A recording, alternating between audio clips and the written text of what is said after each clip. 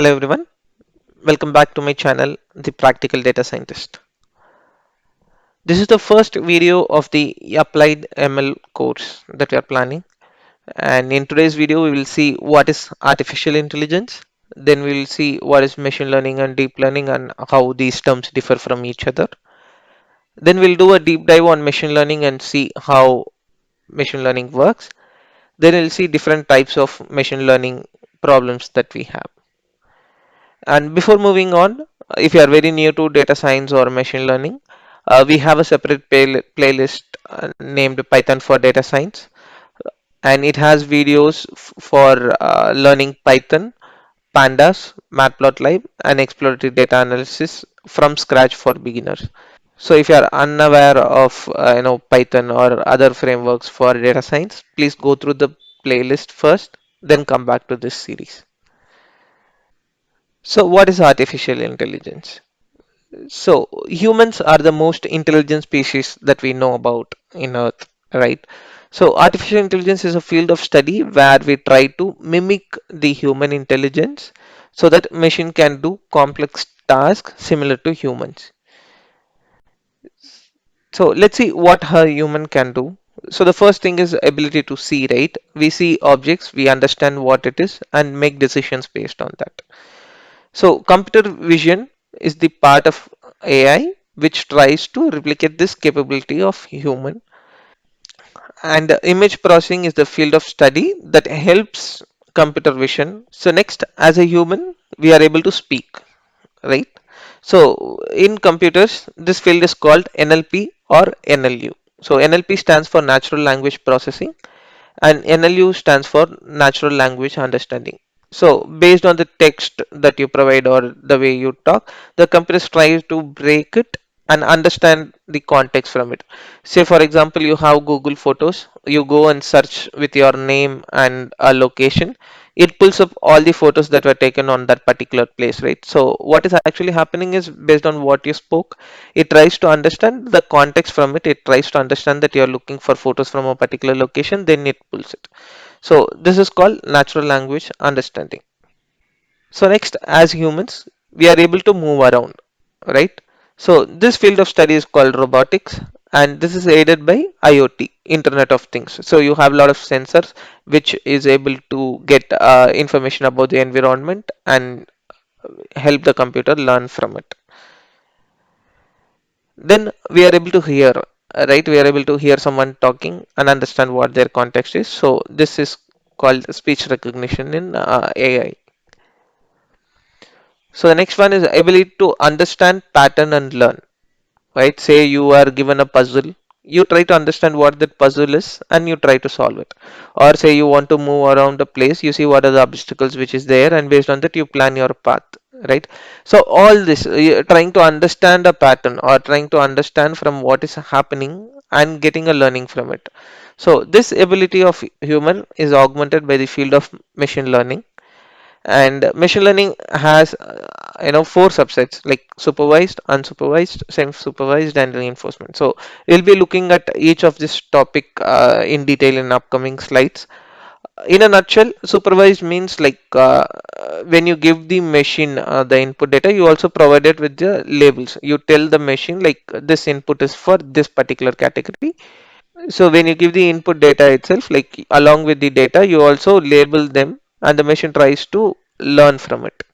In unsupervised learning, like you do not give any label data, the machine itself tries to get the information out of it.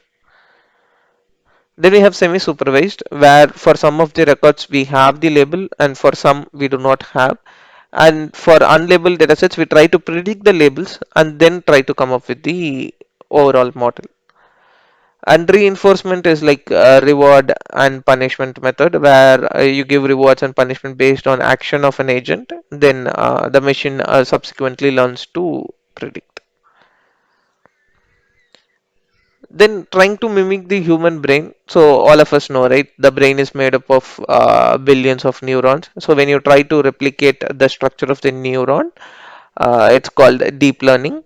And in deep learning, we have two broad categories: convolution neural network and recurrent neural network. So concurrent neural network, convolution neural network is used for image related processing, and recurrent neural network is usually used for speech processing and time series data, which are sequential in nature.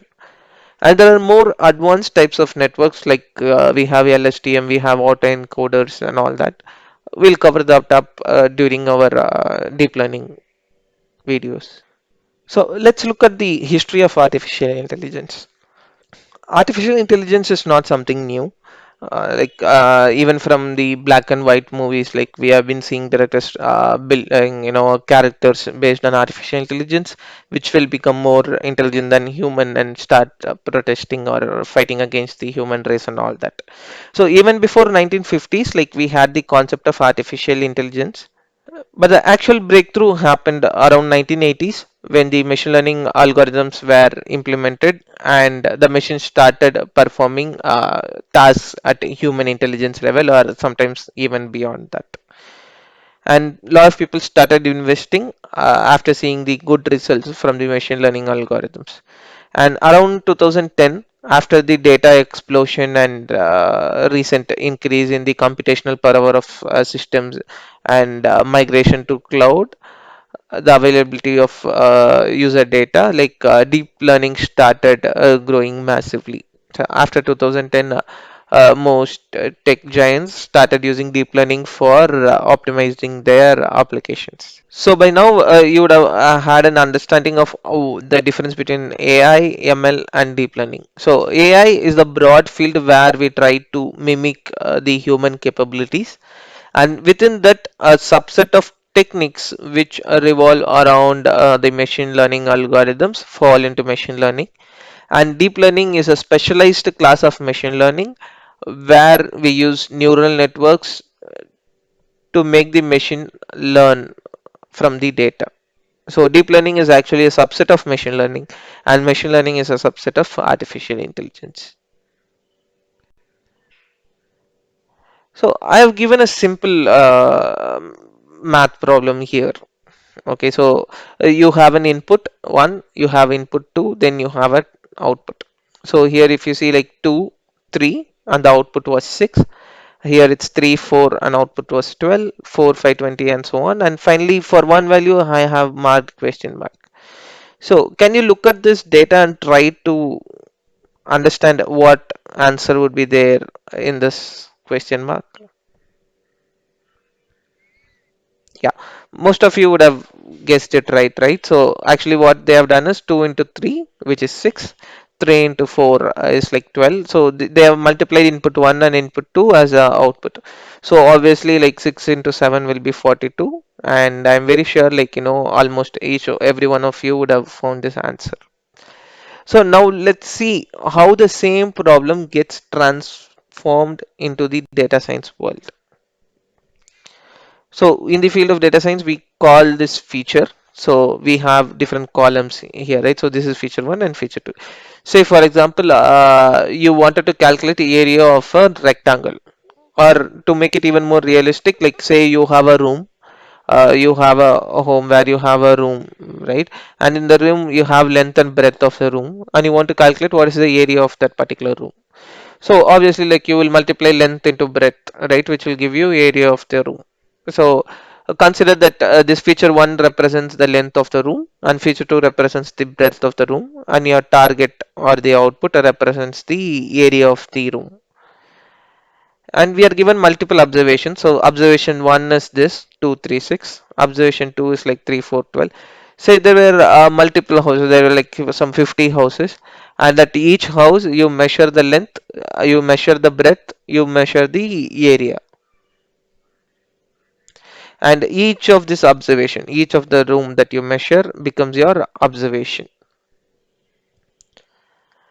And model is nothing but the relationship between your input and output. So here you had feature 1 and feature 2, right?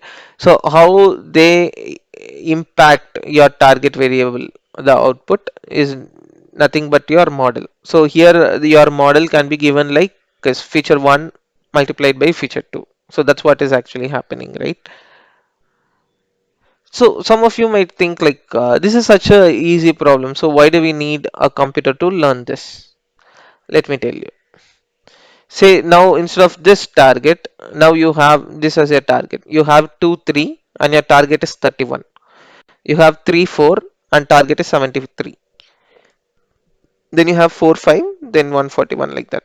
So can you find the relationship between feature 1 and feature 2 to target 1?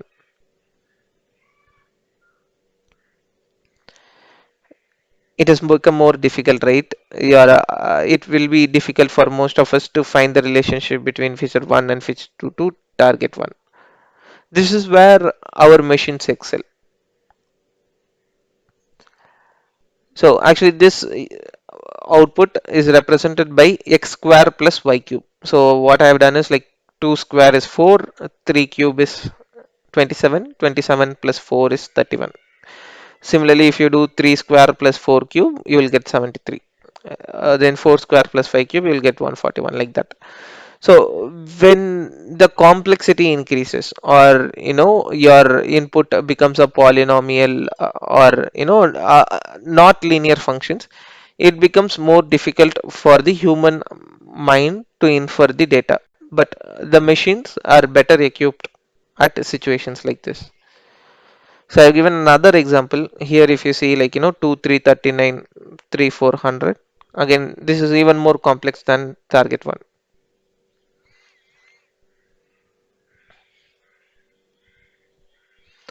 So actually this target 2 is represented by x square plus x cube plus y cube. So by now you would have had a fair understanding of what machine learning is, right? So in traditional programming, like for all these years, be it any programming language that you learned, this is what you provide to the computer, right? You give an input data, then you give a program. So program will have the logic. Say you want to find the area, then the program will say multiply the variables in the input data. So you give input data, you give program, and you will get an output, right? This is how traditionally we have been programming. So now in machine learning, what we do is we give input data, we also give output data, then we tell the machine, you go ahead and figure out what is the relationship between an input and output data, and you write a program or logic that will map your input and output data. So this is a paradigm shift. So you shift from traditional programming to machine learning. So you don't no more give logic. You don't write the logic. The human does not write the program. You just say this is my input, this is my output. Then the machine learning algorithm goes and figures out what is the relationship between them. And there are different types of machine learning problems. So we saw like a gist in the previous slide. So in supervised machine learning, what we do is we give input data. Say you have a list of apples. You give the apples, and along with that you annotate it. You tell your system that these are apples. Then those two inputs are given to your model. So the model thinks like, okay, if this image comes in, this is an apple. This image comes in, this is an apple. Like that, your model will get trained on this data. And in future, during the prediction time, you give a new apple to your model.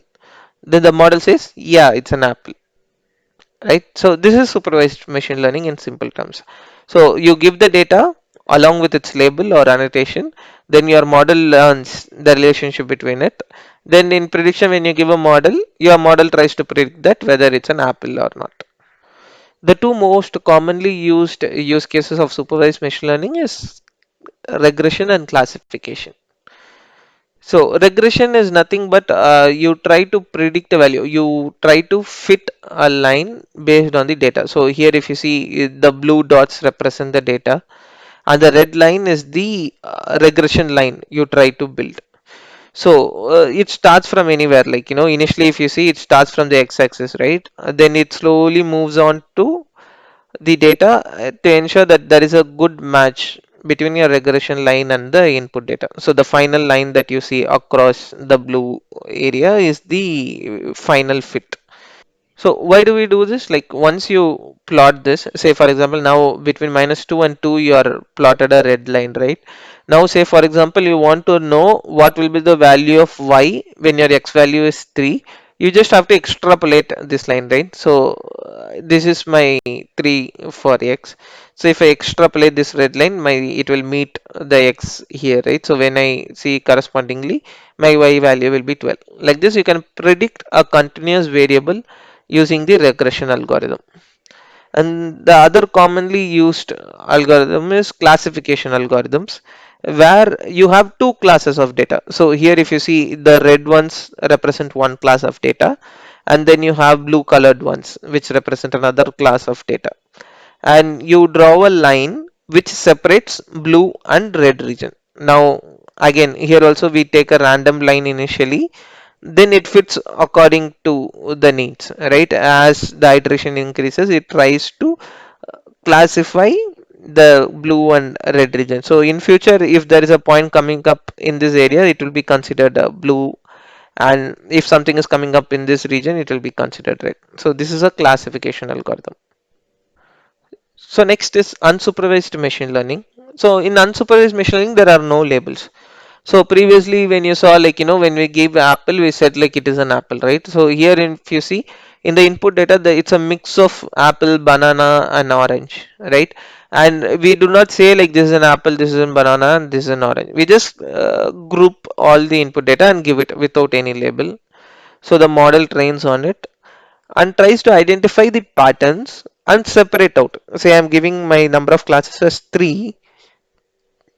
It tries to separate all apple classes, all orange classes, all banana classes. But the model doesn't know that this is a banana, but it knows these two data are related. The model does not know that this is an orange, but it knows like these three are related, like that these four are related. So it clusters different components, but it does not know a label. So this is unsupervised machine learning. And most commonly used cases of unsupervised machine learning is clustering. So here if you see, like, there is no clear demarcation between a blue, yellow and red, right? Only after decisioning boundary, like, we mark it. As a whole, if you see, this is one cluster. You have another cluster here. Then you have the third cluster. So your algorithm tries to draw a decision boundary such that these three clusters are separated apart. So initially, if you see, there are some random demarcations made, then the decision boundary gets tweaked after every iteration, and it is trying to separate out these three clusters differently, right? So this is a clustering algorithm. And there is another commonly used case for unsupervised learning called association analysis. So association, what we do is, like, say you go for a shopping cart like Amazon or Flipkart. They say, right, like, if you have bought this, you will also buy this, or customers who bought this also bought this. So it associates different products based on people interest, and determines whether a person liking one item will like another or not. So this association is done through unsupervised machine learning. So the next set of algorithm is reinforcement machine learning, where we teach the machine to learn based on rewards and punishments. So this is an cute picture of an kid who's eating lemon. So you know how the kids would react when they eat lemon, right? And once they do this, the next time they will not eat it, right? Like once they taste it for the first time, they will say yuck, and they don't eat it the next time. Compare it with another experience of a child eating a chocolate. They enjoy, right? Once they have one chocolate, they never stop their love for it. They keep wanting it. Similar to this, we create an algorithm as an agent, and agent will take action at each step, and based on the action of the agent, we will either reward or penalize. So when we reward it, the agent will know that it is taking the right moment, or the right step at that point of time, so it will keep doing that. If it is receiving punishment or penalty, then it will not take that action again. Like that, just like a kid learning to get used to the environment, this agent will interact with the environment, make some steps, see whether it's getting a reward or a penalty, and based on that it will keep learning it. So this kind of teaching is called reinforcement machine learning. and this is usually done for most commonly used for gaming. Yeah, and finally, neural networks. So, neural network is nothing but trying to mimic the neuron of the brain. So, in this picture, if you see on the top, this is how a neuron of a human brain looks like. So, it has dendrites which receive signals from multiple places. Then it makes a decision whether this stimulus has to be passed to the next neuron or not. If it has to be passed, then it passes on to the other neuron. So like this, billions of neurons are available in human brain. So we try to mimic the same thing in neural network. So you have multiple inputs coming in, then you have a function, activation function, which will determine whether this neuron should send 1 or 0 to the outside. So based on the decision made, it will move on to the next layer. So this is an example of just one node in a neural network.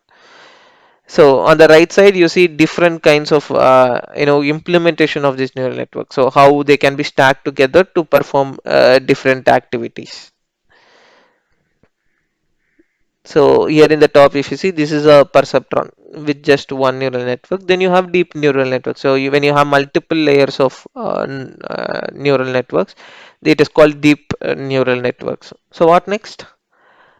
Today in today's video we saw about artificial intelligence, machine learning and deep learning and what are the different types in it. From next video we will see like implementation of each of these algorithms. Say like you have we saw regression and classification, right? So for regression we have linear regression, we have tree-based models. There are different algorithm implementations for that. So we will look into each of those algorithms in the upcoming videos. So if you haven't subscribed to my channel, please do subscribe to the channel and click